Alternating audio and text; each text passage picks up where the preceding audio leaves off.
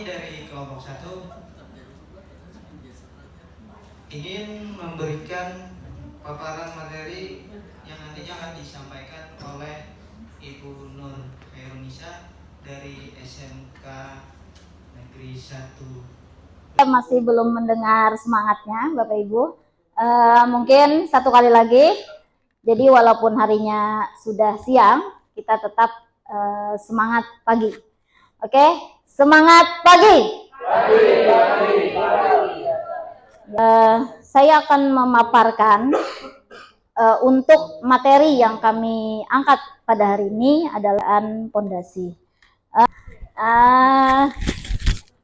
Untuk nama mungkin sudah banyak yang tahu. Belum. Oke, nama ulun Nur Khairunisa. Jadi panggilannya Bu Ica biasanya. Dan mungkin itu saja, saya mengajarnya di SMKN 1 Batu Mandi di jurusan Desain Pemodelan dan Informasi Bangunan. Baiklah Bapak Ibu, sebelum kita memulai pembelajaran atau materi, maka saya meminta untuk memperhatikan kesepakatan kelas, yaitu untuk handphone harap di silent. Untuk keluar dari ruangan itu diperbolehkan dengan meminta izin terlebih dahulu, atau ada keperluan atau mau ke toilet. Mungkin itu saja kita kesepakatan untuk di kelas saat ini. Oke. Pada akhir sesi nanti kita mampu melaksanakan pekerjaan pondasi dangkal dan melaksanakan pekerjaan pondasi dalam ya. Untuk pondasi sendiri ya, itu adalah bagian utama dari struktur bangunan. Nah, jadi ini langsung ke penjelasan saja, karena saya yakin Bapak Ibu di sini, karena semuanya kan guru SMK, pastinya sudah tahu ya apa itu pondasi. Jadi pondasi itu adalah struktur bagian bawah bangunan. Jadi paling bawah yang langsung berhubungan dengan tanah. Nah, bagian bangunan ini ya mempunyai fungsi untuk memikul beban bagian bangunan lain di atasnya. Nah, kemudian pondasi dangkal yang berikutnya adalah pondasi pelat atau flat foundation. Pondasi pelat atau rakit adalah sebuah pelat beton besar yang digunakan untuk menghubungkan permukaan antara satu atau lebih kolom di dalam beberapa garis. Jadi dia full seperti ini. Nah, ini sebenarnya pondasi seperti ini mungkin tidak efisien ya, karena terlalu banyak biayanya nanti kalau seperti ini. Selamat pagi. Siapa kita? Instruktur hebat. Inilah peserta pelatihan instruktur atau pelatihan TOT, Training of Trainer, untuk bangunan gedung yang dilaksanakan di Banjarbaru oleh Balai Jasa Konstruksi Wilayah 5 Banjarmasin. Kegiatan ini adalah kegiatan micro teaching para peserta pelatihan yang diikuti oleh guru-guru SMK yang ada di wilayah Kalsel. Untuk kelompok 1 ini terdiri dari 7 orang, yaitu Bu Erlina Novitasari, Bu Adis Dwi Aristi, Pak Abdul Majid, Bu Nur Khairunisa, Pak Ahmad Royani, dan Bu Siti Masyaro, dan Pak Nuri Muhammad dari SMK 3 Tambalong, dan lainnya adalah dari SMK 2 Kandangan, Batu Mandi, dan Amuntai, serta Gambut dan Babirik. Baik, demikian. Micro teaching ini sebagai praktek daripada mengajar para peserta pelatihan TOT. Peserta pelatihan terdiri dari 31 peserta, dibagi menjadi 5 kelompok, di mana masing-masing peserta ada yang 7 orang dan ada juga yang 6 orang. Jadi peserta menyajikan atau mempraktekkan bagaimana membuat PowerPoint dan menyajikannya di dalam kelas, di mana struktur penyajiannya dimulai dari pengenalan, kemudian mengabsen dan menyampaikan safety induction, dan juga pengaturan kelas, serta nanti presentasi, di mana presentasi dimulai dari tujuan pembelajaran,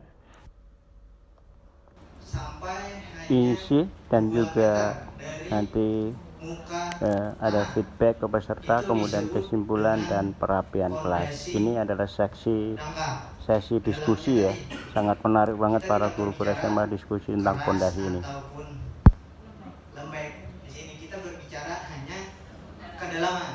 Nah, kemudian untuk kriteria yang pondasi dalam tadi, berarti dia lebih dari 2 meter, mau 10, mau 5, berarti itu sudah masuk kriteria pondasi dalam.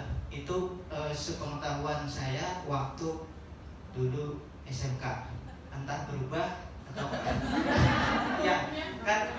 Gini, kalau di dunia konstruksi itu kan ada peraturan itu kan biasanya ada standar nasional Indonesia atau SKKNI kan.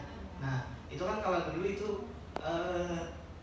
tidak pakai seperti itu, cuma untuk SNI kayak masalah baja, kemudian mutu beton itu sudah ada.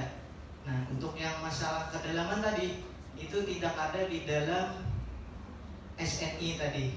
Nah makanya saya sepengetahuan saya tadi menjawab seperti itu.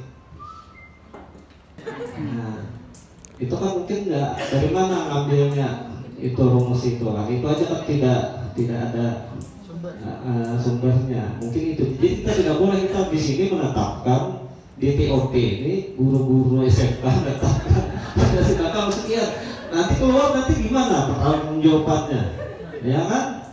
Harus ada rujukan yang kredibel. Itu menurut saya. Assalamualaikum warahmatullahi wabarakatuh. Bisa Bapak Ibu cari di Google.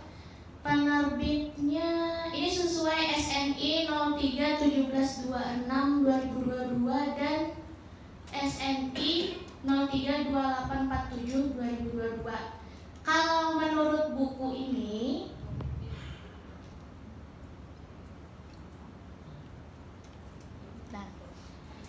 bila tanah keras terletak pada permukaan tanah atau 2-3 meter di bawah permukaan tanah, maka pondasi yang dipilih sebaiknya jenis pondasi dangkal.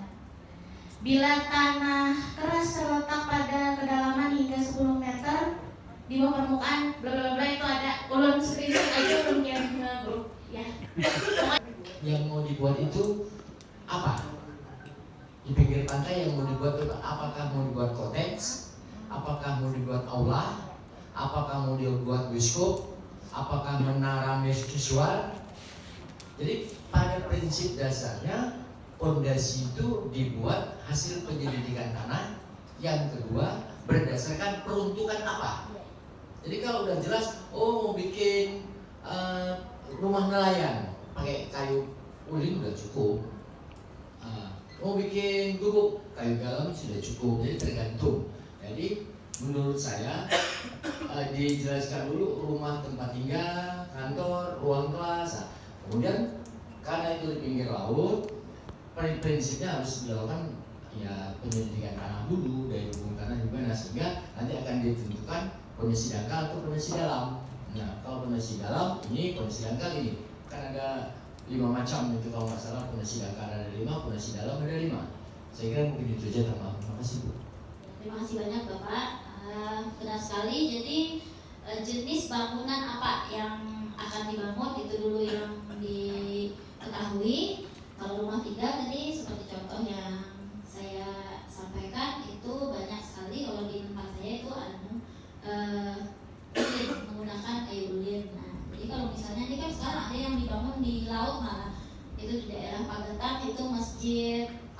Masjid Apung. Nah, itu berarti lebih detail lagi untuk perencanaan pondasinya. Yang jelas pondasi dalam yang panjang yang dipakai di sana. Baik Bapak Lia, terima kasih atas kesempatannya. Ya jangan 1 menit lah, lebih lah. Ya. Jadi saya sebenarnya tidak ingin masuk ke dalam teknis. Ya. Ini kan kita membahas teknis. Nah, saya lebih kepinginnya itu seperti tujuan dari TOT ini kita mencetak trainer. Ya, bagaimana menjadi trainer? Karena training of trainer. Bagaimana menjadi seorang trainer? Trainer siapa? Peserta pelatihan. Jadi tadi saya tanyakan ke beliau, Pak Samsul, ini audenya siapa? Audenya itu peserta pelatihan, bukan siswa. Peserta pelatihan. Jadi kita berdiri di depan tuh sebagai seorang trainer, bukan guru. Guru. Jadi saya sepakat dengan Pak Nabi tadi ya. Pondasi itu pertanyaannya bukan di mana pondasi itu dikerjakan ya. Tapi dimanapun dikerjakan asalkan sesuai dengan prosedur ya. Prosedurnya gimana? Sebelum mendirikan bangunan ya tentunya harus ada pemeriksaan tanah, pengujian tanah, sondir ya. Kalau sederhananya sondir, kita sondir dulu ya. Sondir nanti hasilnya pondasi ini yang sudah bangunan yang sudah kita rencanakan itu misalkan beratnya 1000 ton misalnya. Ya, bangunan 1000 ton ini nanti ditanggung oleh tanah di kedalaman berapa, dagung tanah berapa, kan itu sudah bisa diperiksa dengan sondir. Nah, dimanapun tempatnya, di gunung, di laut, di pantai, dimanapun berada, yang penting kan kita sondir dulu. Nah, itu baru setelah ada data sondir. Nah, misalkan di kedalaman 7, nah di kedalaman 7 nggak mungkin itu pakai pondasi dangkal, pakai pondasi batu kali saja, iya kan? Pasti harus ada pondasi batu kali, kemudian ada footplat, terus ada pile cap board pile dan lain sebagainya. Detail sekali. Demikian, terima kasih. Yang belum subscribe silakan subscribe, like and share. Wassalamualaikum warahmatullahi wabarakatuh.